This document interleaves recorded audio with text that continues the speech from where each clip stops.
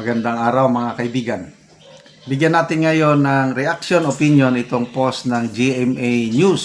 Sabi niya, look, Senator Risa Hontiveros, Coco Pimentel, Nancy Binay, Sherwin Gatchalian, Grace Poe voted to oppose the motion to bring back the articles of impeachment against Vice President Sara Duterte back to Congress.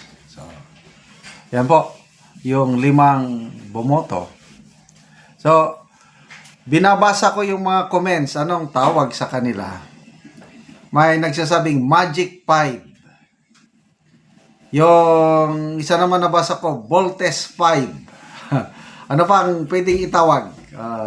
May doon ding Kontrabida 5. So, please comment, anong magandang tawag sa grupo nila? Sa ngayon, parang Voltes 5. Ganda, no? So, ang tanong dito, may anong naghintay sa kanila, political career nila sa 2028? Mananalo o lalong madidiin ang kanilang political career? Okay, tingnan natin ha. Hontiveros, nagsabi na siya, open daw siya, tatakbong presidente. Okay. So, ito ngayon, nag-upo siya. Siya ang kontrabida ngayon dyan sa impeachment case ni BP Sara. Gustong-gusto niya, atat na masimulan ng trial. So, itong nangyari ngayon, lalo bang maka-enhance sa panalo ni Hontiveros sa 2028? Either senador, either vice president or president? Comment nyo. Pimentel. Hindi siya tumakbong senador. Hindi siya nagpa-re-elect. Kumandidatong kongresista. Talo. Dalawang second instance na ito na tumakbo si Coco Pimentel, local election. Talo. I don't know anong year. Tumakbo siyang mayor ng Cagayan de Oro. Nako, ang layo ng lamang. Sino bang kalaban niya noon, ha? Si late Dongkoy Imano man siguro. Ano pa ako noon? Parang Lieutenant Colonel pa ako noon. Wala, ang layo ng lamang. Talon-talo siya sa Cagayan de Oro. So, mismong home city niya, natatalo yan eh. Maraming ang nagtataka bakit nanalo bilang senador. Nung una, bilib na bilib din ako dito kay Coco Pimentel. Ngayon, wala na. Kasi lumalabas, hindi naman siya oposisyon. Lumalabas, pro-BBM na siya. Lalo na nung bago itong eleksyon ng May 12. Nako, ini-endorse niya ang mga alyansa. Anong klaseng oposisyon ka?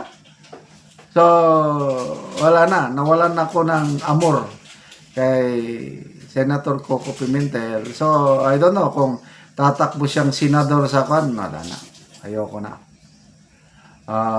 Grace po, Nancy Binay, I don't know kung tatakbo sila. Si Grace po, palagi ko dahil lumalabas kakamping ito, baka may pag-asa. Dahil dadalhin siya ng kakamping. Malakas ang kakamping.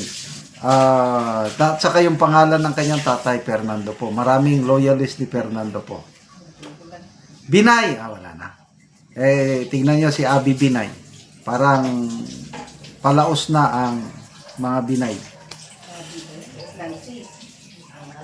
Abby ngayong natalo. Pasensya na kayo, may nagko-comment dito.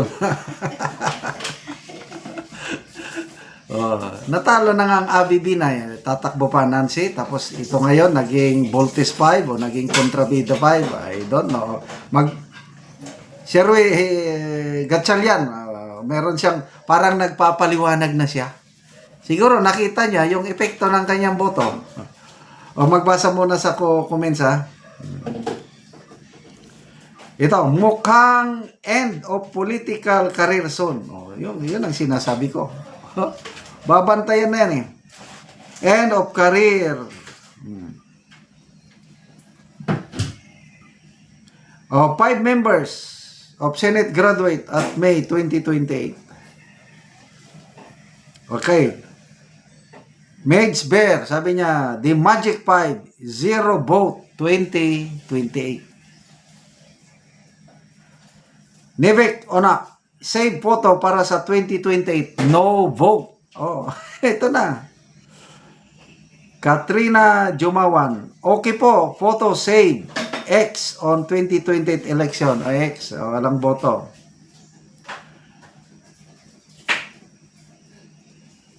Okay, Mela Diasis, it's a sign na magpa-register na ako for 2028 election para hindi ko botohan ang mga ito.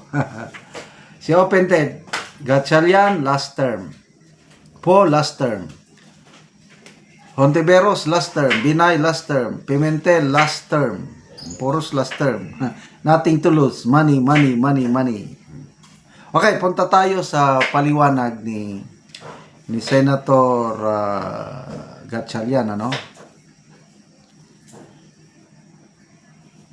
Dali. Nagpaliwanag siya eh. Gatchalian.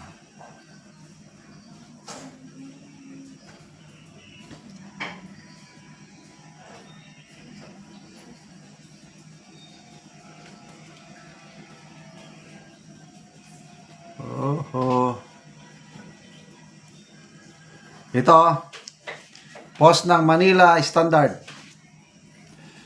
No precedents. Ibig sabihin, wala daw ganang nangyari. Wala. Parang nagpapaliwanag talaga.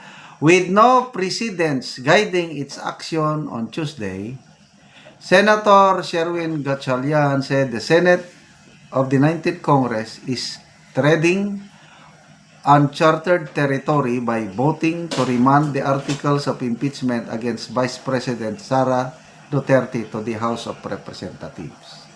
Ito yung kanyang statement. My vote has nothing to do with whether the articles of impeachment are constitutionally infirm or constitutionally superior or constitutionally sound. My vote just has to do with transparency. In this open trial, we as senator judges ourselves would also have the opportunity to question, scrutinize the documents, and if the argument of the prosecution is weak, we can outright dismiss the proceedings. Wala na. So basta ako, babantayan ko na itong si Gatchalian. Magpapa-re-elect yan, sigurado. Kasi first time pa man lang niya eh. Papa-re-elect. Okay, salamat mga kaibigan sa inyong pagsubaybay sa ating channel. Nakakatulong kayo ng malaki sa tribong Talandig ng Bukidnon dahil ang sweldo natin pantulong sa tribo. Namimigay tayo ng mga yero at pako para maayos ang mga sira-sirang bahay ng Talandig. Panoorin nyo ang video na ito. Kaya nalamat mi sa Ginoo nga nakabalay mi. Dili mi makabalay og wala mi hinabangi sa impulsor.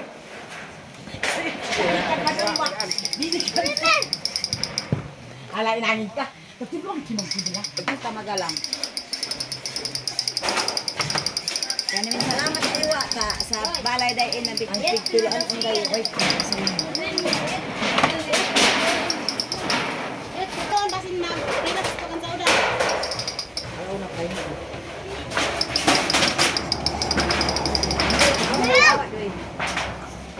Kuan yan bay.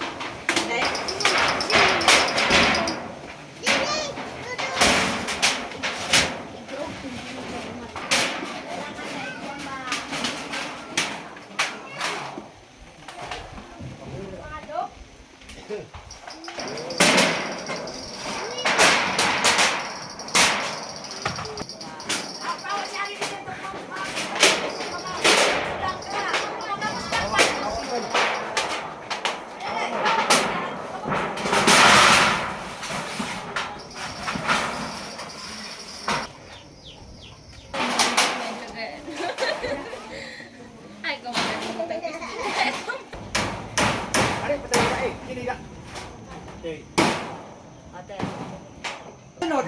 Karon managit ang balay ni Ante. Bago niyang balay. O karon anti unsa ang imong ika-istorya nga humanagid anti imong balay nakatop na gid ka. Nalamat ko nga nakabalay na ko wa na itulo. Nalamat gid ko sa Ginoo nga nag-insure ani nga nakahuman gid ko balay. Kay wala ko'y abuhan o kuan, wala ko hinabangi. Sige ante, salamat.